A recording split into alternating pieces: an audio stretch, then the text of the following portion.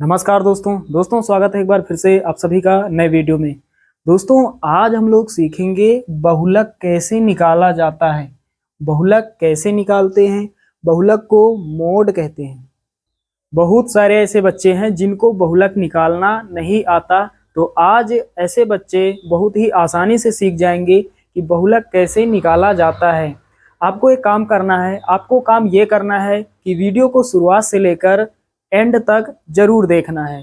अगर आप वीडियो को शुरुआत से लेकर लास्ट तक देखते हैं तो मैं गारंटी लेता हूं कि आप बहुलक निकालना 200% सीख जाएंगे। मतलब आप हमेशा के लिए बहुलक निकालना सीख ही जाएंगे। तो चलिए दोस्तों शुरुआत करते हैं। लिखा हुआ है यहाँ पर, जैसा कि देख पा रहे हैं, लिखा हुआ है निम्न आंकड़ों का बहुलक ज्ञात कीजिए। ये आंकड़े दिए गए हैं, इस तरह से सवाल हमें दिया जाएगा और हमसे पूछा जाएगा इन आंकड़ों का बहुलक ज्ञात कीजिए। तो यहाँ पर देख पा रहे हैं लिखा हुआ वर्ग अंतराल इस तरह से दिया गया है, 40 से 45, 45 से 50, इस तरह से दिया गया है। उसके बाद बारंबारता, तो बारंबारता को एफ से लिख लेते हैं। बारंबारता को फ्रीक्वेंसी कहते हैं, इंग्लिश में इसको फ्रीक्वेंसी कहते हैं, इसलिए बारंबारता को एफ से लिखा जाता है। तो ये बारंबारताएं हमें दी गई हैं, 2, 3, 8, 6 और 5। चलिए दोस्तों अब यहाँ हल करते हैं। तो यहाँ पर लिख देंगे हल। यहाँ पर क्या लिखेंगे? हल।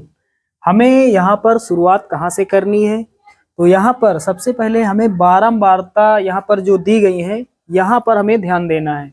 तो यहाँ पर हमें देखना है बारंबारताओं में सबसे बड़ी बारंबारता कौन सी है, मतलब सबसे बड़ी संख्या कौन सी है। तो सबसे बड़ी संख्या इनमें से कौन है ये हर कोई बता देगा। 2, 3, 8, 6 और 5 में सबसे बड़ी संख्या है 8। सबसे बड़ी संख्या है 8। तो ये जो सबसे बड़ी संख्या है, ठीक इसके ऊपर वाली एक संख्या है 3 और इसके नीचे एक संख्या है 6। तो ऊपर वाली जो संख्या है इसको हम कहेंगे F0 और उसके बाद बीच वाली संख्या ये जो 8 है, जो सबसे बड़ी बारंबारता है इनमें से, इसको हम कहेंगे F1। F1 का मान 8 और इसके नीचे वाली संख्या इसको हम कहेंगे F2। तो यहाँ पर एक क्रम बन जाएगा। यहाँ पर देख पा रहे हैं ये सभी बारंबारताएं हैं, लेकिन यहाँ पर क्रम से लिखी हुई हैं। पहले 0 है, फिर 1 है, फिर 2 है, इस तरह से यहाँ पर क्रम बन जाएगा। तो इस तरह से F1, F2 और F0 का मान हमें प्राप्त हो जाएगा। दोस्तों यहाँ पर F1 क्या है और F2 क्या है और F0 क्या है, चलिए इनको जान लेते हैं, आखिर इनको कहते क्या हैं। तो F1 को हम कहते हैं बहुलक वर्ग की बारंबारता। उसके बाद F0 को हम क्या कहते हैं? बहुलक वर्ग की ऊपर की बारंबारता या फिर बहुलक वर्ग की पीछे की बारंबारता। इसके ये पीछे है, हम लोग नीचे आएंगे तो बढ़ेंगे। तो बहुलक वर्ग की बारंबारता के ठीक ऊपर ये बारंबारता है, तो इसको हम क्या कहेंगे? बहुलक वर्ग की ऊपर की बारंबारता या फिर बहुलक वर्ग की पीछे की बारंबारता। उसके बाद दोस्तों F2 को क्या कहेंगे? F2 को हम कहेंगे बहुलक वर्ग की नीचे की बारंबारता। इसके ठीक ये नीचे है, तो बहुलक वर्ग की नीचे की बारंबारता या फिर बहुलक वर्ग की आगे की बारंबारता। इससे ये आगे है और इससे ये नीचे है। चलिए आप समझ गए होंगे F1, F2 और F0 को क्या कहते हैं, हमने यहाँ पर बता दिया। अब दोस्तों यहाँ आते हैं। यहाँ पर F1 के ठीक सामने एक वर्ग अंतराल है 50 से 55।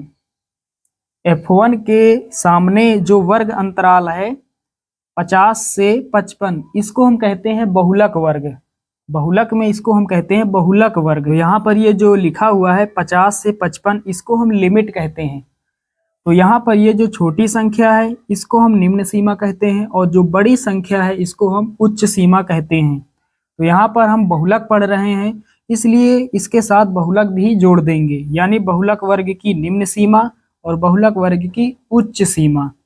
तो यहाँ पर निम्न सीमा यानी छोटी जो संख्या है इसका मान कितना हो जाएगा? 50।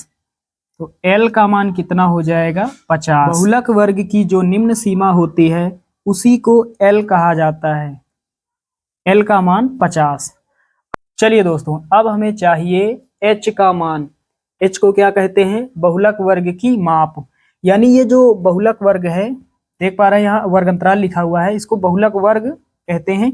तो बहुलक वर्ग में डिफरेंस कितने का है?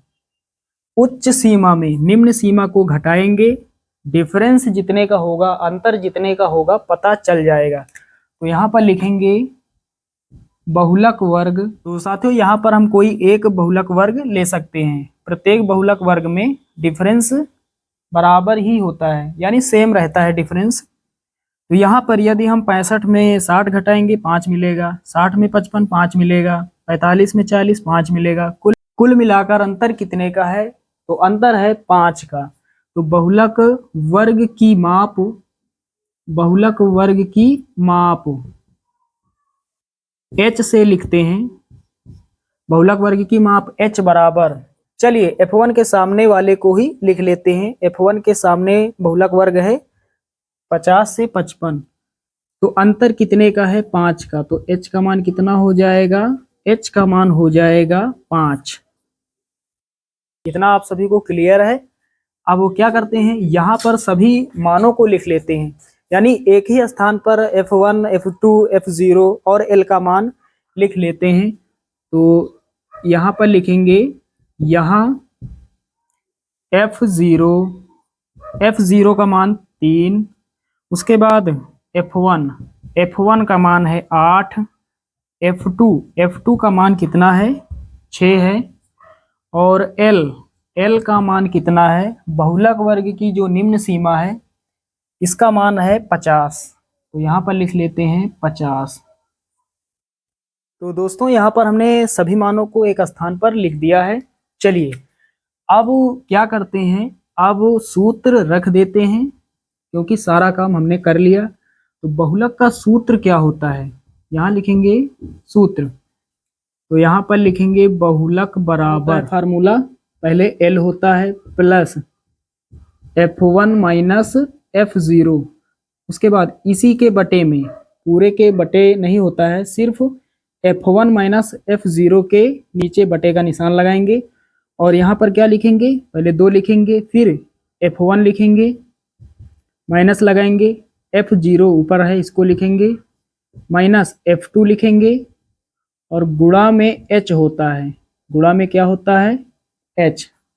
तो बहुलक का सूत्र क्या होता है? l plus f1 minus f0 बटे में 2f1 minus f0 minus f2 into h। ये होता है, ये आप सभी लोग अच्छे से जानते हैं। तो दोस्तों यहाँ पर सूत्र लिखा हुआ है। तो चलिए भैया यहाँ पर रख देते हैं सभी मानों को। यहाँ पर सबसे पहले है l का मान कितना है? 50। पहले लिखेंगे 50, प्लस लगाएंगे। f1 है, f1 का मान कितना है? 8, माइनस f0 का मान है 3, उसके बाद बटे का निशान। नीचे क्या है? नीचे है 2f1 का 2 से गुणा, f1 का मान 8 है, 8 का 2 से गुणा 16 हो जाएगा, माइनस f0 का मान ऊपर लिखा हुआ है 3, माइनस लगाएंगे f2 का मान कितना है? 6, यहाँ लिख देंगे 6, गुणा में h का मान, गुणा में h है, यानी बहुलक वर्ग की जो माप है। तो यहाँ पर h का मान कितना है? 5, यहाँ गुणा में लिख देंगे 5। चलिए अब आगे हल करते हैं, बराबर लगाएंगे। पहले 50 लिखेंगे, प्लस यहाँ घटा देंगे, 8 में 3 कितना मिलेगा? 5, नीचे 16 है, उसके बाद माइनस का 3 है, माइनस का 6 है। आप सभी लोग जानते हैं एक समान चिन्हों वाली संख्याएं जुड़ जाती हैं और चिन्ह वही रहता है। तो माइनस का 3 माइनस का 6 कितना हो जाएगा? माइनस का 9। तो 16 पहले लिखेंगे, माइनस का 9 और गुणा में 5। चलिए आगे हल करते हैं, बराबर लगाएंगे। पहले 50 प्लस यहाँ पर 5 गुणा 5, 25 हो जाएगा। चलिए इसको लिख लेते हैं पहले, 5 गुणा 5, 5 ये और 5 ये। उसके बाद यहाँ नीचे 16 में घटाएंगे 9, कितना मिलेगा? 7 मिलेगा। अब आगे हल करते हैं। तो पहले 50 प्लस पचहम 25 हो जाएगा और बटे में कितना 7। 7 से हमें भाग देना है 25 को। तो 7 से 25 को भाग देने पर जो भी आएगा उसको हम 50 के साथ जोड़ देंगे, वही हमारा फाइनल आंसर हो जाएगा। तो भाग दे देते हैं, चलिए यहाँ पर दे देते हैं। 7 से भाग देना है 25 को। चलिए 7 से भाग देते हैं 25 को। आप सभी लोग भाग देना जानते हैं अच्छे से। तो 7 त्रिका 21, 7 में 21 होता है। 25 में 21 जाएगा, कितना मिलेगा 4। दशमलव लगाएंगे, जीरो बढ़ाएंगे, 40 हो जाएगा। 7 पचे 35, 7 छंग 42। तो 5 बार पढ़ेंगे, 7 पचे 35, 40 में 35 जाएगा, कितना मिलेगा 5। दशमलव लगा है, जीरो बढ़ाएंगे 50। अब हमें 7 का टेबल पढ़ना है, कितनी बार जाएगा 7 सता 49। तो 50 में 49 जाएगा, 1 मिलेगा। इस तरह से ये आता ही चला जाएगा। हमें दशमलव के बाद 2 अंकों तक हल करना है। तो हमने हल कर लिया है। अब पहले लिखेंगे 50 प्लस 7 से हमने 25 को भाग दिया, कितना प्राप्त हुआ 3.57। चलिए दोस्तों अब जोड़ देते हैं 50 में 3.57 को। तो 50 और 3 कितना हो जाएगा 53 हो जाएगा। उसके बाद 53.57 ये हमारा फाइनल आंसर हो जाएगा। तो साथियों उम्मीद करता हूं कि अब आपसे गलती नहीं होगी, क्योंकि आपने अच्छे से यहाँ पर सीख लिया है स्टेप बाय स्टेप कि बहुलक कैसे निकाला जाता है। चलिए दोस्तों मिलते हैं अगले वीडियो में, तब तक के लिए जय हिंद।